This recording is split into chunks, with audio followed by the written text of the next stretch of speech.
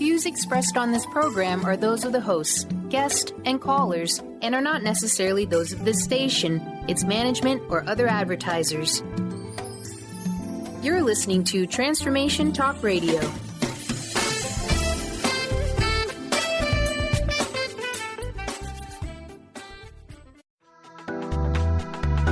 This show's audio was via a Skype call.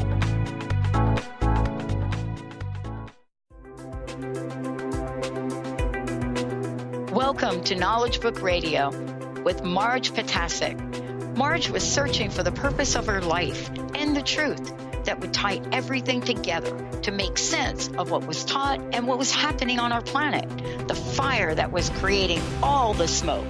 Through many experiences, she was finally led to the knowledge book that provided all the answers. Marge is now talking about this gift to humanity on Knowledge Book Radio, so all can be united in peace, love, and harmony. This live call-in show at 1-800-930-2819 is amazing. So get ready to hear about the knowledge book. Here's your host, Marge Ptaszek. Hello, everyone. I'm Marge Ptaszek, and you are listening to the Knowledge Book Radio with Marge Ptaszek on Transformation Talk Radio. For the next hour, we will continue to cover some of the topics from the Knowledge Book, or some of the topics that support the information or explain the information in the Knowledge Book. And this week, we are going to talk about rocks, art, and evolution. How are these related? But before we go on and actually delve into the topic, just want to remind you that our website is www.usa.theknowledgebook.net. The Turkish website for the World Brotherhood Union is www.dkb-mevlana.org.tr. My contact information is cell phone 973-787-7035. And my email address is mmjp99@gmail.com. That's Mary John Peter 99@gmail.com. So these are the two contact points for sending us any kind of questions that you have based on today's topic that we're covering, any previous show topics that we've covered, or any questions that you may have had while reading the knowledge book. And we also accept any kinds of topics that you may have that you would like to have delved into and researched and presented on this show. So the knowledge book talks about art and the art codes being the highest level of the creative mechanism of each dimension. And the history of art and how that art reflects man's evolution and consciousness was actually the original topic for this segment that I plan to present. And when I actually looked at that topic, that became like fitting Mount Everest into a thimble. And that topic was way too big and vast to be able to present it and kind of delve at least a little bit into it on this show. The span of the history of art actually ranges, based on some current scientific estimates, from about 30,000 BC to the present. So initially, in the early stages of our evolution, someone noticed, probably by cutting themselves, that some rocks have very sharp edges when split or chipped. So this particular person had the idea that this now sharp rock could be useful. So this individual, or maybe another individual that looked at what had happened to the first individual, that they had cut themselves with this sharp rock, and this was probably the first artist or engineer, started to find ways to hit rocks with other rocks and produce tools that allowed them to kill prey, sew clothes, chop wood, etc. And then others, just like the present, Other budding engineers or artists improved and fine-tuned this new technology and designed better tools and methods to use them. So if anyone has done any kind of lookup or gone to a museum, they had, or maybe you went just playing around in a park somewhere or near a mountain somewhere or somewhere near a lake or river, and you found maybe an arrowhead, maybe you found a cutting tool, maybe you found something that looked akin to maybe that could be used to make holes in leather or something else. So there are various kinds of rocks that are found in museums and outdoors by people that are examples of the kinds of tools and kinds of rock chipping that the original people actually used as the original tools. Okay, so again, some other early humans noticed that when certain plants or colorful ground up rocks left permanent stains on the rocks, and they also saw that those stains remained intact when they were inside a cave and far away from the eroding effects of sun, wind, rain, ice, etc. And then maybe it was the same individual, or maybe not, but someone had the idea that they could record their history on the walls of the caves or depict scenes as part of a shamanistic rite that could produce a productive hunt for some yet unknown reason. So we don't really know how these cave arts came about, but when I'm sure some of you may have seen depictions, or some of you may have been lucky enough to actually go into a cave where this art is on the walls, but you'll have representations maybe of handprints, maybe of animals, maybe of what looks like early cows or bison or the mammoths. But you will see representations of animals and maybe processes that are being followed by art, by artists at that time. And maybe they realized, and maybe they saw, that when they depicted something and thought about that depiction of maybe a successful hunt, maybe that idea that's being depicted actually produced the consciousness in the other humans who were looking at it and were inspired by it to actually have a successful hunt. Okay, so maybe that's part of the reason why those cave paintings are there. Now, the most widely known and extensive cave paintings are those found in Lascaux in southern France. And these are estimated to have been produced around 15,000 BC during the Stone Age, and the Stone Age itself spanned from about 30,000 BC to about 2500 BC. And in this period, it was mainly the rocks that were manipulated and used to form tools and as canvases, meaning the rock itself was not important, but what we can do with the rock on paint on the rock was important. Then from about 3500 BC to 539 BC, that's when the Mesopotamian era came in. And this was the time where Mesopotamia was the, center of culture at that time.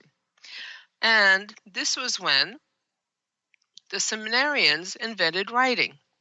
And Hammurabi actually wrote his laws, and Abraham instituted monotheism, the belief in a single God. And at this time, there was another innovator, another artist, another engineer. Someone had noticed that a hard instrument could make marks on rocks and had the idea that rocks themselves could be carved to have a possibly more permanent record.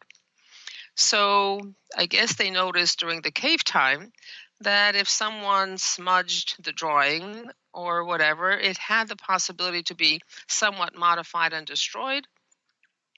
And if the cave kind of collapsed, then went, and no more of the history of that time was preserved. So again, at that time, rocks were used as tools. However, at this time, the rocks were carved to depict gods, to depict warriors, and narration in relief.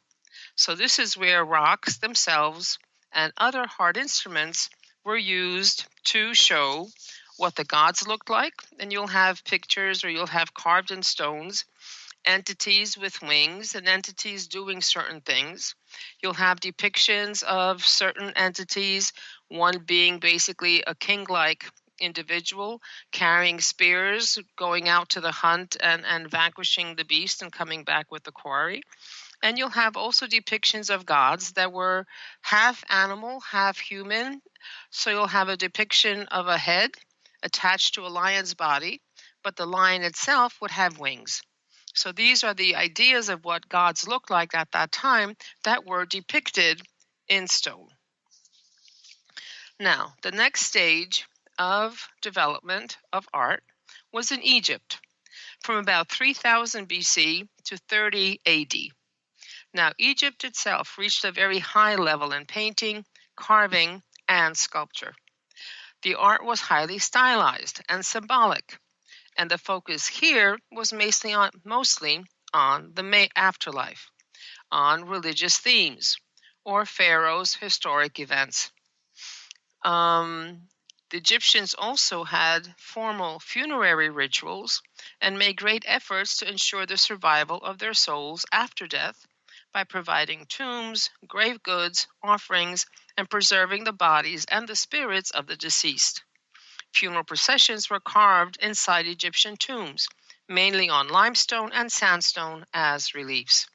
So I don't know if anyone has seen or been to a museum that has Egyptian artifacts, but you'll notice that the faces that are depicted are usually presented from a 3/4 angle, so it's not full face forward or not full profile. It's in between, because apparently that's what they saw as being the best representation of the human in, from a 3D form into a 2D, basically, depiction in stone. And you'll find in those pictures that those humans basically look the same. They had the same length of legs. They had the same length of arms. The positions of those arms and legs were basically stylized in a particular direction and a particular stance. Again, gods were being depicted. Again, pharaohs, the most important people, were depicted with instructions for the afterlife and what to do after life. And they also used stones. They preserved the dead. So if you remember the mummies were kept in specific homes. The Egyptian pharaohs had their, pyramids. And when the body was mummified, the dead person's viscera were stored in canopic jars. And these are specific jars, 4 of them, that sometimes were made of pottery, sometimes of gold, sometimes of bronze, sometimes of precious stone or wood or calcite. And this is where the heart, the lungs, and the viscera were held, because those were the ones who would most likely decay inside the body, so that was taken out. Okay, and that's, again, a use of stone where they held the precious parts of the body inside the tomb of the pharaoh. Okay, or the other person that may have been buried, but their tombs would be less elaborate than the pharaohs. Okay, now if you remember, in terms of having the idealized figure of a human, recently they found what they consider to be the mummified remains of Nefertiti, Queen Nefertiti. And if you remember, there is a famous bust of Nefertiti. And when someone took the skull of Nefertiti as coming from the mummified body of Nefertiti, and they did a reconstruction from the skull of what the face must have looked like, the face itself, as reconstructed based on the skull structure and where the muscles are attached to the skull, does not look like Nefertiti in the bust. And you can see very clearly that the bust is an idealized form of what Nefertiti must have looked like naturally. Okay? And of course, here, limestone, the most famous use of limestone, are the Great Pyramids of Egypt. And everyone is still mystified by the pyramids of Egypt then, and is still mystified now. And humanity is still debating how the pyramids were constructed, is still discovering new chambers, and still finding yet unknown characteristics. In fact, at the beginning of November in 2017, a new hidden void, at least 100 feet long, was discovered by scientists. The void that they found resembles the dimensions of the Grand Gallery, which is 153 feet long and 26 feet tall corridor that leads to the burial chamber in the Great Pyramid. And at this point, this time, no one knows what is in that space, what it was used for, or even if it's one space or many spaces. So the mystery continues and the hunt is on. And of course, we have seen the view of the Great Pyramids on the Nile, and seen the complex and the archaeology being done around it. They're still digging, they're still trying to discover how it all came to be and how it's going. But of course, stone played a very prominent part in the construction and the use of these pyramids. And of course, let's not forget about the research that's still being done about the Great Sphinx. Edgar Cayce had predicted that there was a chamber containing ancient knowledge between its paws. And, indeed, a chamber was discovered using ground-penetrating radar. However, we still don't know what's in there because permission has not been given to excavate the chamber by the Egyptian Supreme Council of Antiquities. And of course, the Sphinx is a complete mystery as to why it looks the way it looks, why the face doesn't have a nose, and why it's, facing a specific direction. So, to summarize, throughout Egypt's history, harder stones like granite and basalt were used for temples and tombs. Flint was used to carve softer stones like limestone and sandstone, while copper and bronze tools were used to carve the harder stones. Stones and rocks, as used by the Egyptians, were the building blocks, as well as both the canvas and how what was depicted on that canvas was formed. And the next step in the history of mankind occurred during the Greek and Hellenistic period between 850 BC to 31 BC. This was the time of idealism, of balance, of perfect proportions and architectural orders, like the Doric, the Ionic, and the Corinthian.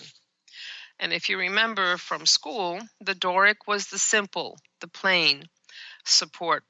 The column was plain, and the support at top was also plain.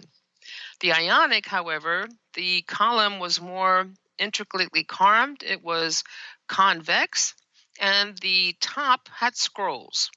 And the Corinthian was very elaborate. The columns also had a very specific shape, and the actual top of the column had scrolls, had leaves, had all kinds of designs. It was more elaborate. Okay, so those are the three which you may remember from school and learning about in school. And again, just like the Egyptians, this was the time when the human form was idealized and depicted in perfect proportions, carved mostly from marble. And marble, of course, is a precious stone. And this is what was used to depict the gods and goddesses in Egypt.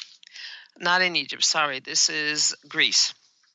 And this is when the Parthenon was built, again of limestone, just like the Egyptians, and the columns themselves were built of marble.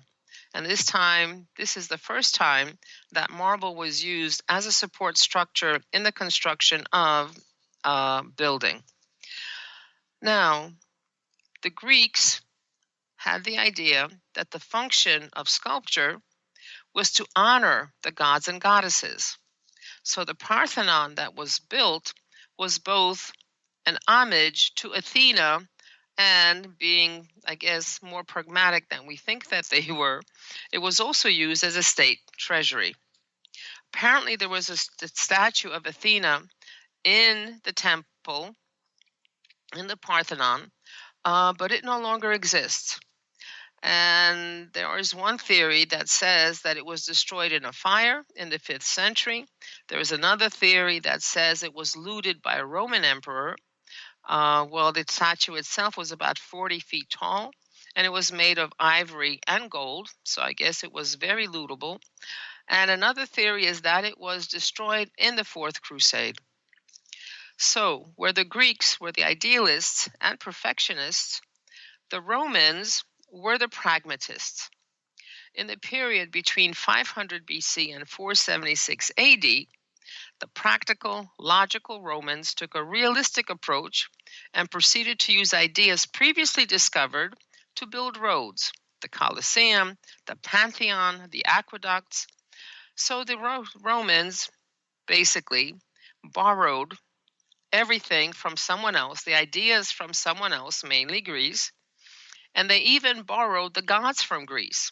But when those gods were taken from Greece and brought to Rome, they just gave them different names. So they became Romanized by being given different names. Now, the Pantheon is the most preserved and influential building in Rome. It was originally built and used as a temple to all the gods. And it was constructed of limestone, marble, brick, with a concrete dome. And even 2,000 years after being built, it is still and has the largest unreinforced concrete dome. It has a diameter of 143 feet, and the other dome that has a similar structure is the Capitol in Washington, D.C., and that has a span of 96 feet. So you can imagine it's about 50 feet difference between the two. And this was done back in the Roman time. So again, the Pantheon still exists, and it has the dome is beautifully shaped. And if anyone goes to Rome, it's a good thing to visit there because it's beautiful, and they did a beautiful job in its construction. Now, to give you a little bit of an idea of how it was built, the exterior walls of the Colosseum, okay, that's the Pantheon. Now we're going to talk about the Colosseum. And the Colosseum is not in as great shape as the Pantheon. The Colosseum itself, and this is where the Roman circuses were held, it was constructed of 300 tons of travertine, which is actually limestone, a form of marble. And the travertine, because it is such a high quality, was stripped from the structure. And none of that original travertine covering on the exterior walls remains. And inside, the luxury seats were made of marble. Now, most of what we can see now and what remains of the Colosseum was constructed of tuff. And this tuff is a sedimentary stone composed of compressed volcanic ejecta. So if you remember, when a volcano erupts, part of that eruption, part of the stone that goes into the air, it solidifies in the air, but it has lots of, it's porous. That's where pumice comes from. It's lots of bubbles, air bubbles inside the stone that solidifies. And it's strong, so it can be used in construction, but at the same time, it's light compared to regular stone. So if you have pumice at home, you could put it in water and it'll float on water. So it becomes light, but at the same time holds its shape and it is strong. So most of the upper floors are made with tuff, and these were covered then with tiles. But tough tends to be brittle, and the structure itself was damaged by earthquakes. And that's why a large portion of the Colosseum is no longer standing. And I had the luck to actually drive by the Colosseum. It's a huge structure. It takes a while to go around. Didn't have a chance to go inside, but you can tell the skill and the way things were constructed, and hats went off to the Romans for having built it, that and the Pantheon.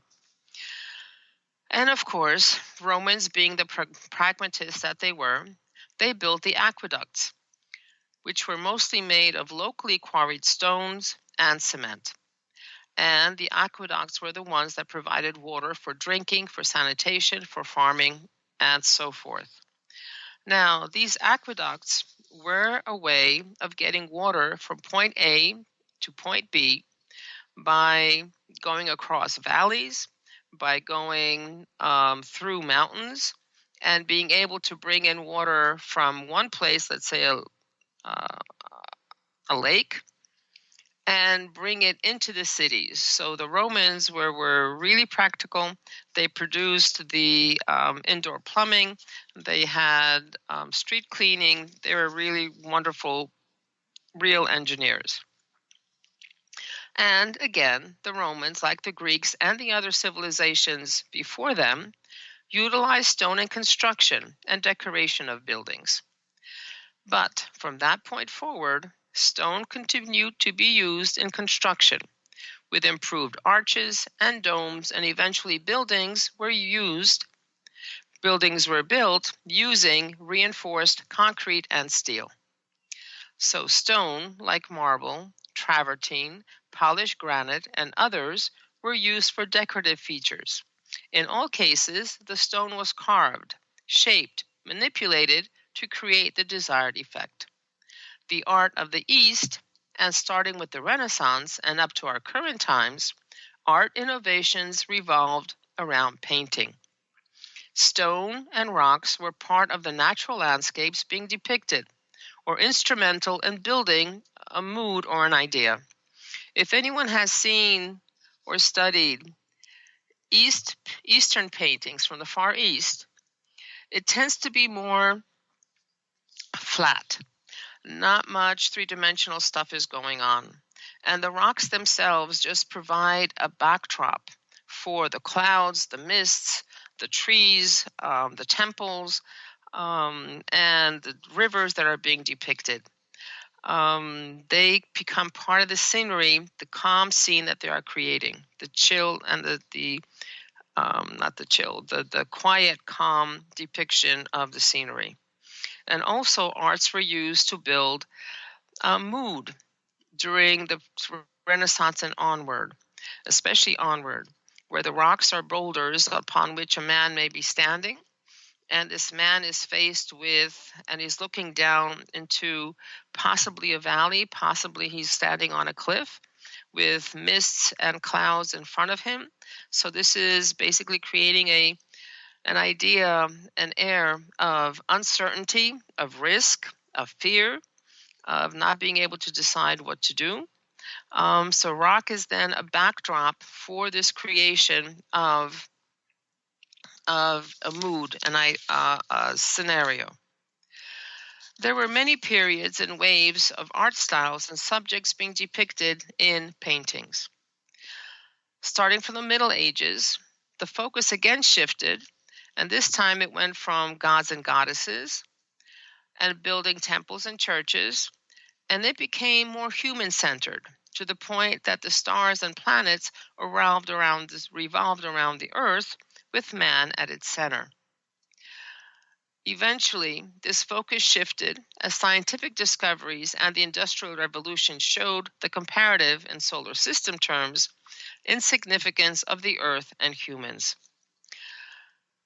The realistic depictions of nature changed, with the focus being on the human and impressions of what was observed, leading to including the spectator becoming part of the installation of the art. And around the time of the 20th century and coming to the current times, The focus was more on the common, everyday objects. So, from the time of the Renaissance and onward, actually Middle Ages and Renaissance and onwards, again, the shift was to the human, and the humans were depicted in relationship to the saints, to in human form,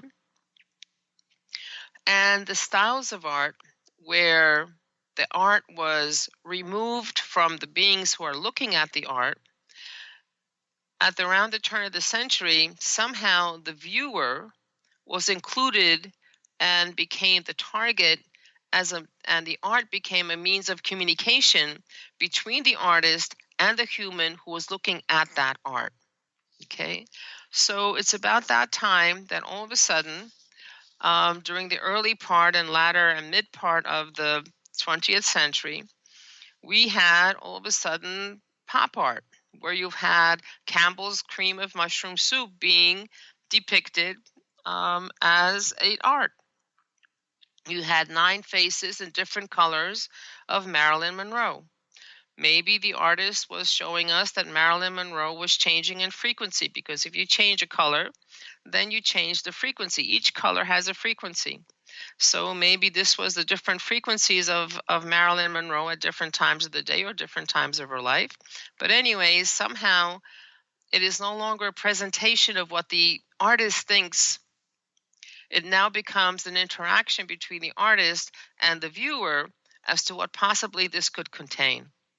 And the actual depiction of things like pigs, things like chairs, things like anything in the house also became distorted. So you really didn't know what you were looking at, and you had to really think about what you were looking in order to be able to try to understand what the artist was saying.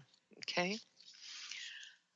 And where before marble and precious stones were used to depict idealized forms of gods and goddesses and kings and pharaohs, right now, marble and precious stones at the turn of the century and towards the middle part of the 20th century, marble and precious stones were used to carve purses. And that purse could be an orange purse made from calcite marble. There is a green little girl's toddler's dress that was carved from green onyx. There is a robe, a bathrobe, a checkered bathrobe. So if you remember, there are bathrooms that are tiled with 4 tiles around and a black one in the center. So this is a bathrobe that's made from black and white marble, and it's a bathrobe, literally a black bathrobe. And then, of course, there is another use of marble and silver, and in this case, the marble and silver were carved to form beach slippers. Okay, so we're going from depicting gods and goddesses to very common, everyday objects that we use in everyday use. Now, currently, at this time, in the 21st century, the beginning of the 21st century, we have produced special paints for rocks. And there is rock art that is being produced. Some rocks are painted, no matter what shape of the rock. They're usually smaller pieces of rock. Some of them are painted to look like animals. Some of them are painted to look like amphibians, but they're naturalistic forms.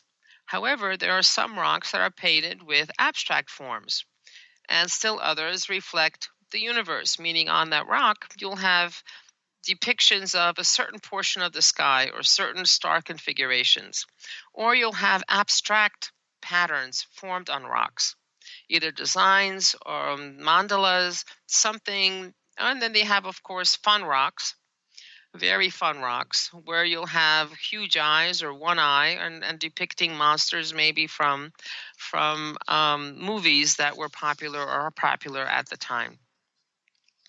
But somehow in 2012, a 340-ton boulder, an unchanged, unsculpted, undecorated boulder was installed at the Los Angeles County Museum of Art. The boulder sits on top of a concrete trench through which visitors may walk. The art community was in an uproar, and many of them are still in an uproar, with many being very highly critical of the exhibit. And we've come full circle. We're back at the rock. However, in this case, it is not the backdrop. It is the focus, the center of attention. At each step of humanity's artistic development, as we've traveled through time, there was someone who had an idea and the will to bring that idea into fruition. We've only touched the tip of the iceberg. Where do these ideas come from? I'm sure many have gone through difficult problems that needed to be solved, gone through a period of chaos and confusion. And then, as if by magic, an idea comes into our head, a perfect solution to the problem or chaos we were facing. Authors, poets, artists often characterize this phenomenon as being inspired or breathing in what was already there and waiting for them to pick it from the ether. The Knowledge Book explains that each art has 9 layers, whether that's cooking, gardening, sewing, sports, playing a musical instrument, math, etc. Every artist, like everyone else, receives energies and frequencies from the 10th dimension, what is known as the mechanism of influences. Each artist and human receives these energies in direct proportion to their evolution and consciousness. The influences are then translated by the brain into ideas that are presented to society, parallel to the social consciousness level, but at the same time, they bring ideas and concepts ahead of the times they are living in. They are always a step or more ahead of the generally accepted norm. This happens during the training and education portion of our evolution, what the Knowledge Book calls level 1 through 7 of the layers of art. According to the Knowledge Book, corroborated by art history, every step of the evolution of humanity and the art forms it produced over its trip up the evolutionary path is through the 9 layers of art. Initially, the inspiration came from nature, then from the clouds and the sky, then from the rainbow and stars, and then from spirits and space.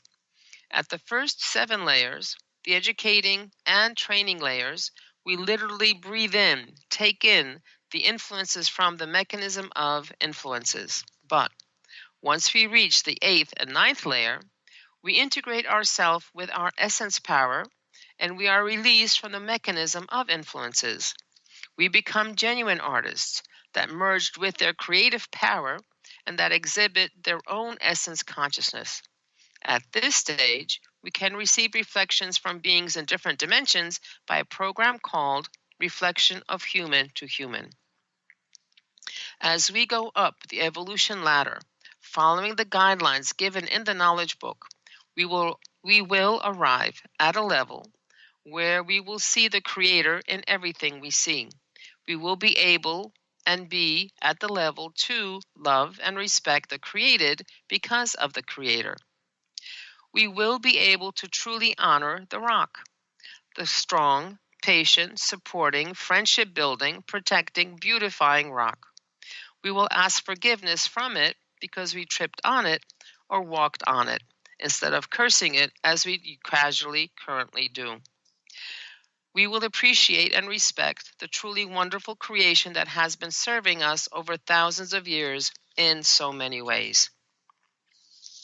Maybe the artists who depicted cans, pocketbooks, dresses, pigs, etc., were showing us that all is perfect, introducing us to the law of acceptance. In the law of acceptance, everything is positive.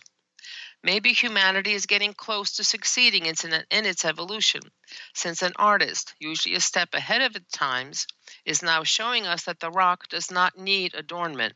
It is perfect as it is.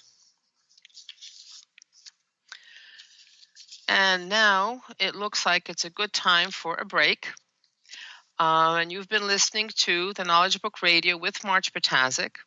And it's time to remind everyone once again that our website is www.usa.thenowledgebook.net. The telephone number for questions and topics is 973-787-7035. And when we come back, we will continue with the topic of rocks, art, and evolution. How are these related? Stay tuned. We'll be right back.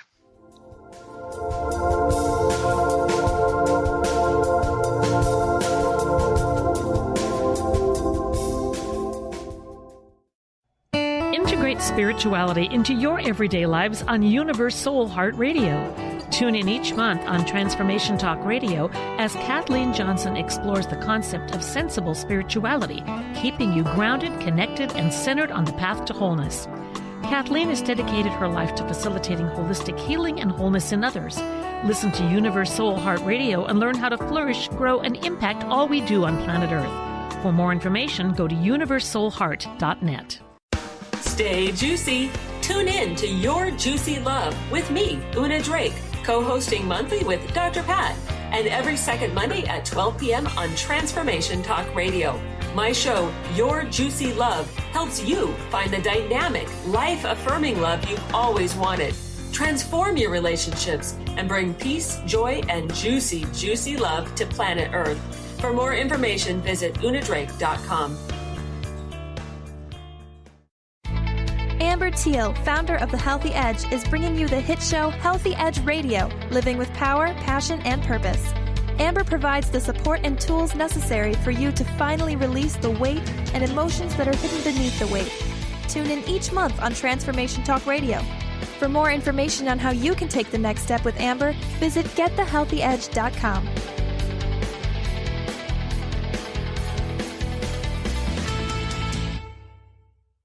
Are you stuck in unhealthy habits, toxic relationships, or low self-esteem? Do you crave a life of inspiration, love, self-acceptance, and fun? Sounds like you're on the verge to your next big thing.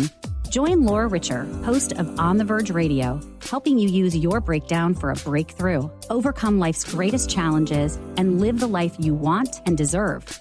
Tune in each month on Transformation Talk Radio or visit SeattleHealingHypnosis.com for more information.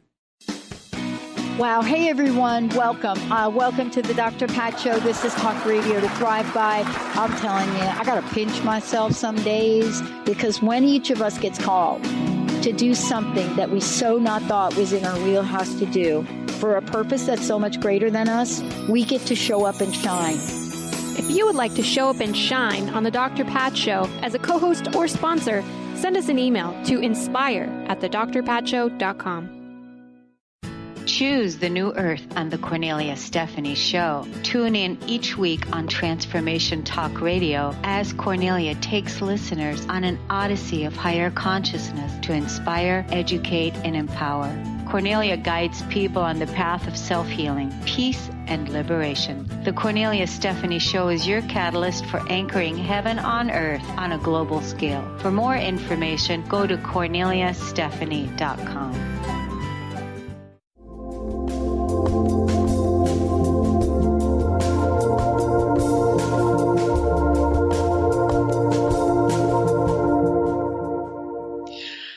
And we're back on the Knowledge Book Radio with Marge Ptaszek on Transformation Talk Radio. And I am, of course, Marge Ptaszek. So again, a reminder, our website is www.usa.theknowledgebook.net. Telephone number for topics and questions is 973-787-7035. Email is mmjp99@gmail.com, Mary, John Peter, 99@gmail.com. And we will continue with our topic for today, which is rocks, art, and evolution. How are these related? So listening, or me, learning about this topic from a different completely angle that normally we look at when we look at rocks and how it interplays with us and our evolution, And there is something that was said that rocks are perfect in and of themselves and that they serve. Well, I can understand how the rock can be beautiful and useful, but how can the rock be serving humanity in the true sense of the word? Serving meaning giving something of yourself, being able to give you something that somebody else needs at that particular point in time. And so I started to think, and I started to figure out what does the rock have and what is the rock that helps to serve? And what does the rock undergo that allows it to serve? Okay? So when we look at what the rock is, it's categorized by Wikipedia as a rock or stone is a natural substance, a solid aggregate of one or more minerals or mineraloids. For example, granite, a common rock, is a combination of the minerals quartz, feldspar, and biotite. There are three kinds of rocks: igneous rocks, such as basalt, gabbro, granite, obsidian, volcanic ash, and tuff. There are sedimentary rocks: clays, mudstone, shales, limestones, and sandstone. And there are metamorphic rocks: gneiss, marble, quartzite, and schist. Now, if you remember, it was the igneous rocks like basalt that were used to carve the softer rocks in previous eras of art development. Sedimentary rocks, if you remember, like the limestones, were the ones, and sandstone were the ones that were used to build the pyramids, that were used to build buildings. And metamorphic rocks like gneiss and marble were used, or granite were used to decorate. Okay. Now, metamorphic rocks are those that are formed when a previous rock shape, rock form, like igneous or sedimentary rock, gets put under tremendous pressure and heat, so whatever that rock was changes and becomes a much harder and stronger rock. It changes shape, okay? Now, the interesting thing about rocks is that they are composed of minerals. They are composed of things like quartz, like feldspar. They have small particles of mica. They have small particles of molecules. When you look at what the rocks are actually composed of, when we look at feldspar only, the different kinds of feldspar, we see that it's composed of potassium, aluminum, silicon, oxygen. Another form of feldspar called albite is composed of sodium, aluminum, silicon, and oxygen. Another form is composed again of calcium, aluminum, silicon, and oxygen. So all of feldspars are basically silicates of aluminum that contain sodium, potassium, iron, calcium, barium, or a combination of these elements. When you go down and look at the chemical composition of specific rocks, there's something called hornblende. This is a calcium-rich rock, and it's composed of calcium, sodium, magnesium, iron, aluminum, silicon, oxygen, and hydrogen. Okay? So what are these? These are all, when you think about it, and then say, wait a minute, what do you mean calcium? What do you mean sodium? What do you mean magnesium? Hey, that's what I've got in my body. When you look at what the human body is composed of, almost 99% of the mass of the human body is made up of 6 elements: oxygen, carbon, hydrogen, nitrogen, calcium, and phosphorus. And about 0.85% of our bodies is composed of potassium, sulfur, sodium, chlorine, and magnesium.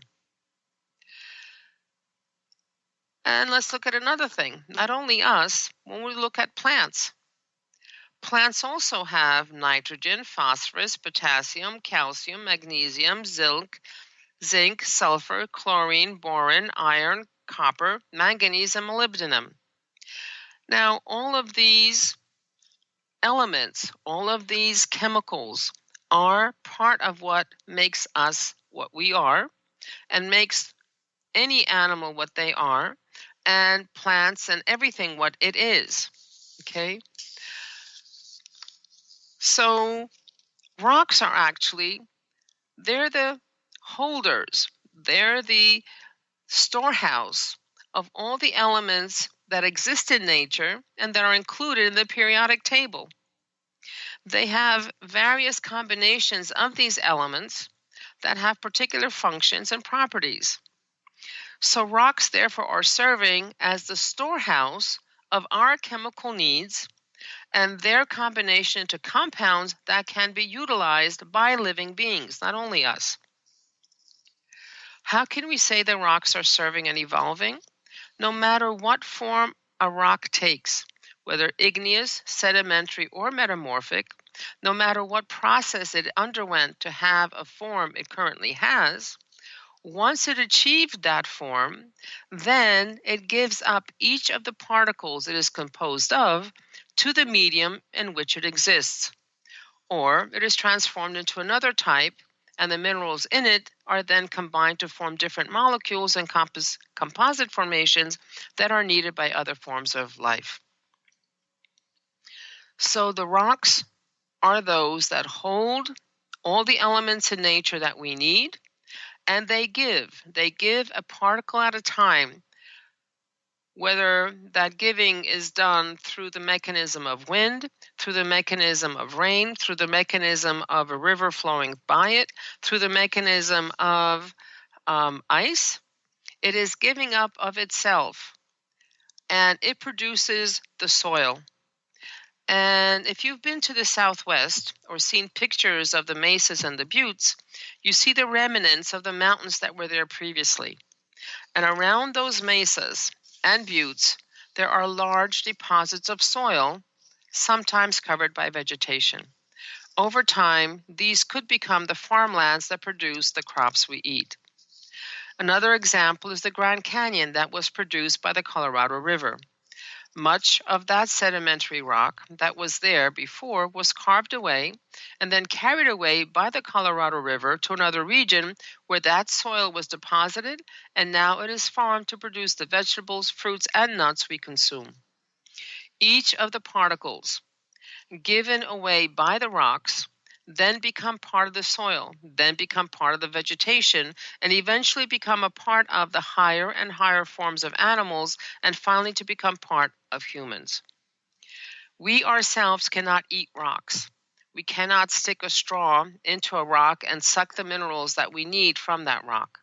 However, because the rock exists, because it is the one that contains all those minerals that we need, then the rock gives of itself, becomes part of some form of vegetation and animal form, and that's when we can have the capacity then to consume this form and are able to continue to live. So at the turn of the century, as I had mentioned before, artists started to depict everyday objects as opposed to the idealized and ideal forms of gods and goddesses and powerful humans who were considered gods and goddesses. The artist starting to present to us a different view of the world around us and had us focus on the mundane as really not being mundane, everyday objects, but as being worthy of appreciation and understanding.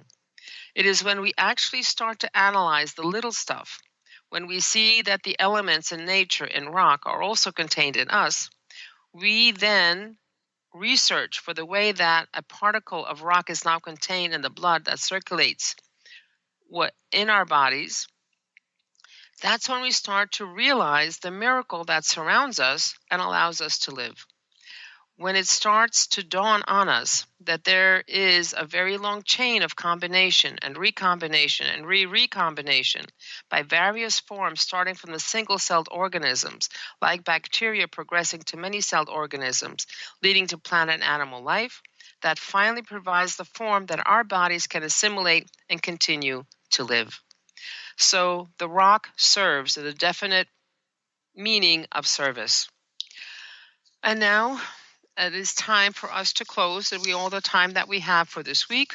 So just once again, please visit us at www.usa.thenowledgebook.net. Contact information is mmjp99@gmail.com, maryjohnpeter99@gmail.com, or 973-787-7035. Please do send topics and questions. We're looking forward to getting them and appreciate receiving them. So all the best. Please take care. And until we see you next time, this has been Marge Ptaszek on Knowledge Book Radio with Marge Ptaszek. Take care. You've been listening to Knowledge Book Radio with Marge Ptaszek. Marge was led to the Knowledge Book, a gift to humanity, and its time of transition to the Golden Age that provided the truth and energies and frequencies. Now, she shares information from and answers questions about the Knowledge Book with you each Tuesday at 1 p.m. Pacific, 4 p.m. Eastern on TransformationTalkRadio.com. For more information, visit Marge at usa.thenowledgebook.net.